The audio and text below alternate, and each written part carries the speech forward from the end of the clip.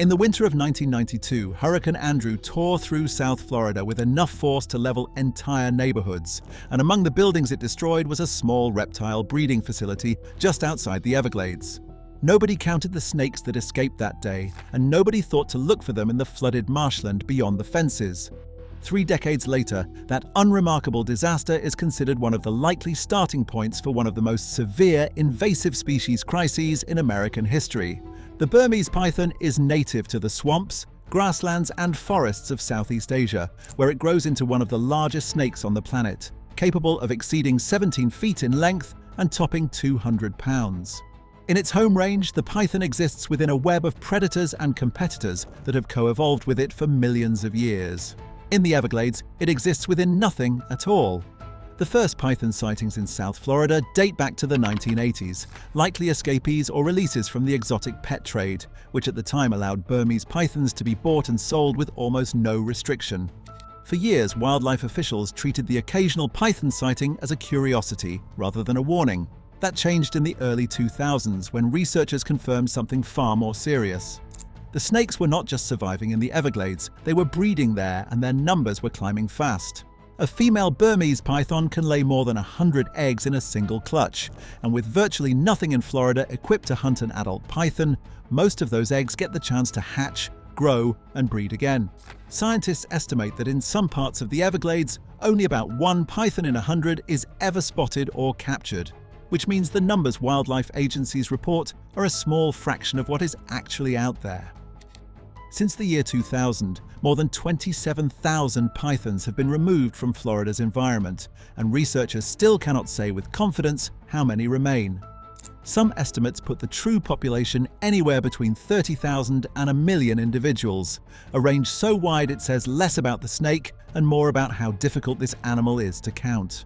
To understand why the python has been so successful, it helps to understand how it actually hunts. Unlike an alligator, which relies on speed and a powerful bite, the python is an ambush predator built around patience. It can lie motionless in dense brush or shallow water for hours, sometimes days, relying on heat-sensing pits along its jaw to detect the body warmth of a passing animal long before it can see it. When prey comes within range, the python strikes, sinks its teeth in to get a grip, then throws coils of its body around the animal and begins to constrict.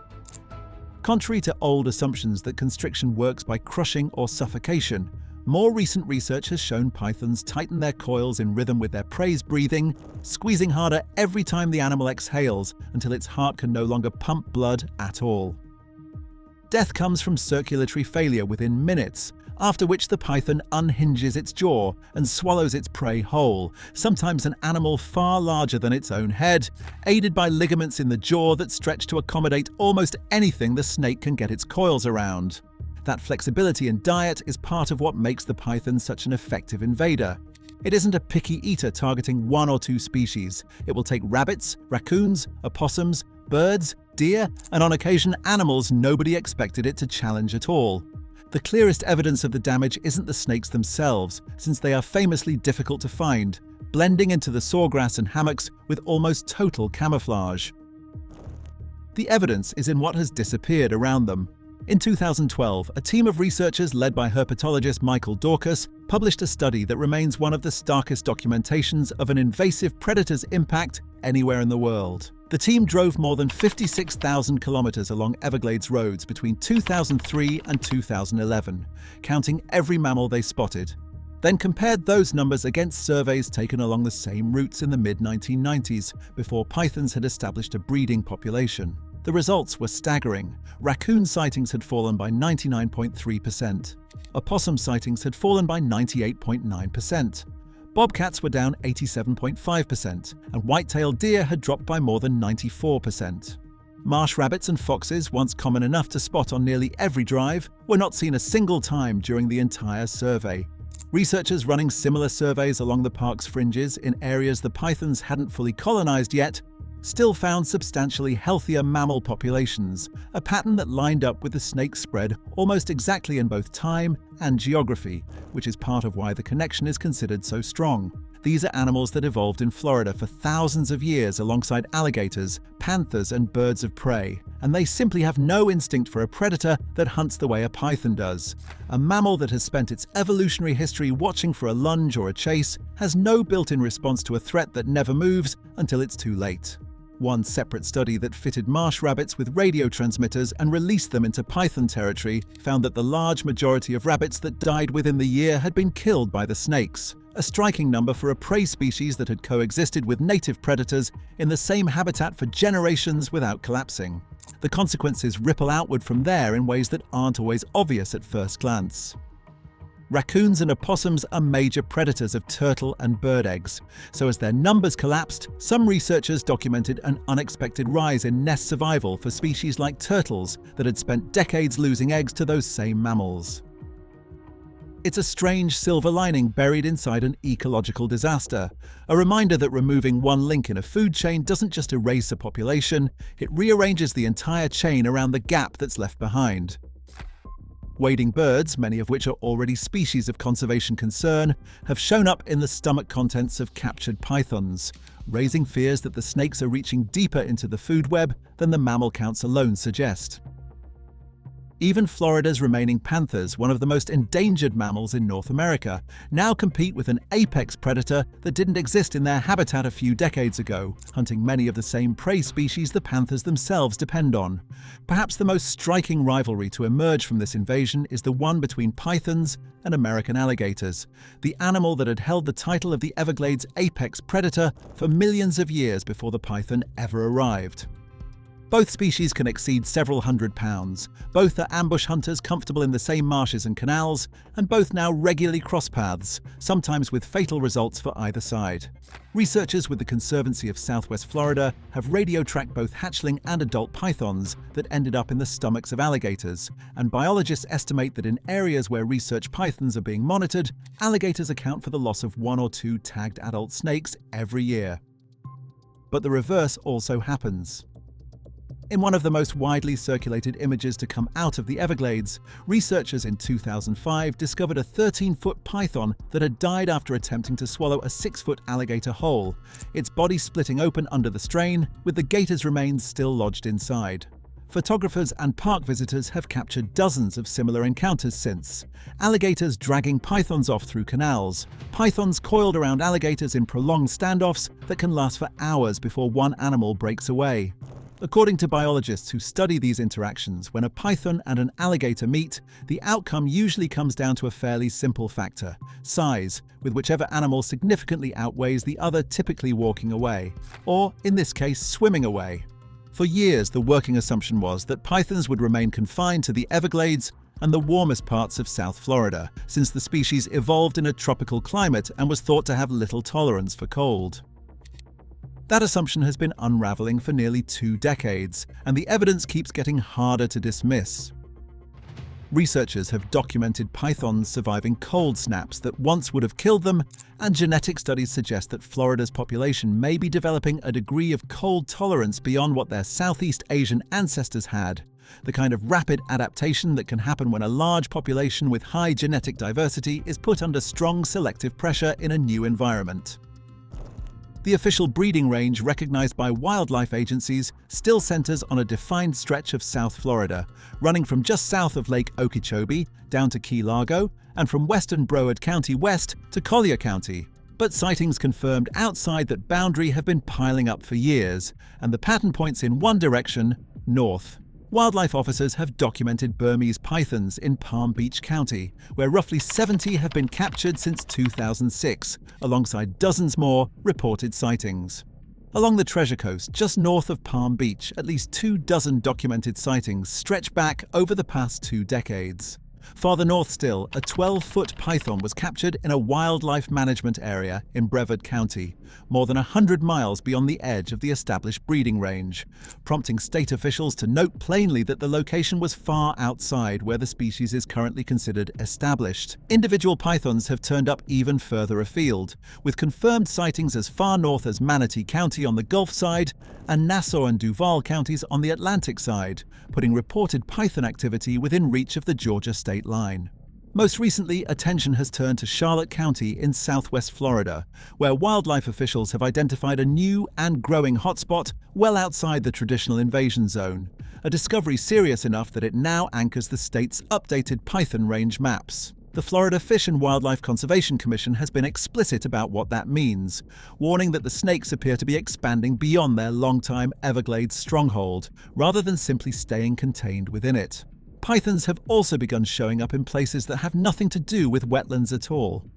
One was found coiled inside the engine compartment of a tractor trailer near Miami, a reminder that these animals don't need a marsh to travel, only a warm, hidden space and a vehicle heading somewhere new. Not every one of these outlying sightings represents a wild-born breeding population, and wildlife officials are careful to draw that distinction. Some individuals found far from South Florida are believed to be escaped or released pets rather than snakes that made the journey north on their own. But researchers investigating the question have turned to genetic tools to settle it, using DNA collected from saliva and shed skin at sites well outside the known range, to confirm, in at least some cases, that the animals found there are already the offspring of Florida's wild population, not new arrivals from the pet trade. That distinction matters enormously because a released pet is a single, containable problem. A self-sustaining population expanding on its own means the python's true range may already be significantly larger than the maps most people are used to seeing. Florida's geography makes this an especially difficult problem to get ahead of. The state is threaded with canals, drainage systems, and wetlands that connect the Everglades to watersheds far beyond it, giving a semi-aquatic snake like the python a network of corridors to move through largely unseen. Combine that with a climate that stays warm and wet across most of the peninsula, and there is little in the landscape itself to stop a population capable of tolerating cooler nights from simply continuing to press outward, county by county, year by year. Stopping an invasion like this once it has taken hold is extraordinarily difficult, and Florida has tried nearly everything. But the most effective strategy to emerge so far has come from an unusual idea, using the snake's own biology against itself. Since 2013, the Conservancy of Southwest Florida, led by wildlife biologist Ian Bartoszek, has run a program built around what the team calls scout snakes. Roughly 40 male pythons are surgically fitted with radio transmitters, then released back into the wild, where during the November through April breeding season, their only instinct is to seek out the largest, most fertile females they can find. Because the scouts are marked with bright tags so hunters won't mistake them for targets, researchers can follow their radio signals directly to breeding aggregations, sometimes finding what the team calls mating balls, several males coiled around a single female all at once. The females, each of which might otherwise have laid up to 100 eggs, are removed from the population, while the tagged males are released to keep leading researchers to the next one. The results have been remarkable by the standards of invasive species control. In a single recent season, Bartoszek's team removed 177 pythons, weighing a combined 8,080 pounds from roughly 200 square miles of southwest Florida, their largest haul yet, and enough to push the program's total past 20 tons of python removed since it began. The season's biggest capture was a 17-foot, 153-pound female. In an earlier season, the team's scout snakes led them to the heaviest female python ever documented in the state. Nearly 18 feet long and 215 pounds, carrying 122 developing eggs, a single animal that alone could have added more pythons to the Everglades than most hunters remove in a year. Altogether, biologists estimate the scout snake program has prevented more than 20,000 python eggs from ever hatching. There are early signs the pressure is working, at least locally. Researchers tracking the same scout snakes over more than a decade have noted that the tagged males are increasingly ranging farther to find mates, and the females they do find tend to be smaller than the giants captured in the program's earlier years. A pattern researchers read as a sign that the biggest, most reproductively successful snakes in that particular area are gradually being thinned out. Alongside the scientific removal efforts, the state also runs a very different kind of program aimed at the public. Every year, the Florida Python Challenge invites hunters from across the country into the Everglades for a set number of days, offering cash prizes for the most snakes captured and the longest individual catch. This year's challenge opened in mid-July, and for the first time officials expanded the competition zones specifically in response to the animal's spreading footprint. It's an event built as much around public awareness as it is around actual removal numbers, since the biologists tracking scout snakes typically bring in far larger and heavier animals than the amateur competition does. But the challenge has become an important entry point for public engagement with a crisis most Floridians will never personally witness. And every python removed by any method, however modest, is one less animal reproducing in the wild, and one less animal available to keep pushing the population's edge farther north. None of these efforts are expected to eliminate the python from Florida entirely. The Greater Everglades ecosystem spans more than 7,800 square miles, and even the most successful removal programs currently operate across a small fraction of that territory, let alone the growing patchwork of counties now reporting confirmed activity. At this point, researchers describe the goal not as eradication, but as containment, protecting the areas that haven't yet been affected and slowing the spread into new territory for as long as possible. It's a sobering shift from how the crisis was talked about in its earliest years, when officials still believed the invasion could be reversed. As one biologist close to the removal effort has put it, the working question at this stage isn't whether the python can be beaten back entirely, but how much native wildlife had to be lost to build the population Florida is now dealing with in the first place. What the Everglades offers today is a rare, uncomfortable window into how quickly an ecosystem can be rewritten when a single new predator is introduced without the checks that took millions of years to build elsewhere. And what's happening at the edges of that ecosystem now suggests the window may not stay confined to the Everglades much longer. The python didn't arrive with any unusual aggression or a taste for destruction. It simply did what it has always done: hunt patiently and breed prolifically in a place that had nothing in place to stop it, and it is now doing the same thing farther and farther from where it started. The damage that followed wasn't an accident of cruelty, it was an accident of absence, one species finding an entire landscape with no memory of how to survive it. And as researchers continue tracking scout snakes deeper into the swamp, and wildlife officers respond to sightings farther up the peninsula each year, the story of the Everglades is no longer just a story about one wetland. It's a story about how far a species this adaptable might ultimately be able to go. Thanks for watching this look into one of the most dramatic invasive species crises in the country. If you found this as eye-opening as we did, be sure to hit the like button, subscribe, and let us know in the comments what other invasive species you'd like us to cover next. Until next time, stay curious and keep exploring.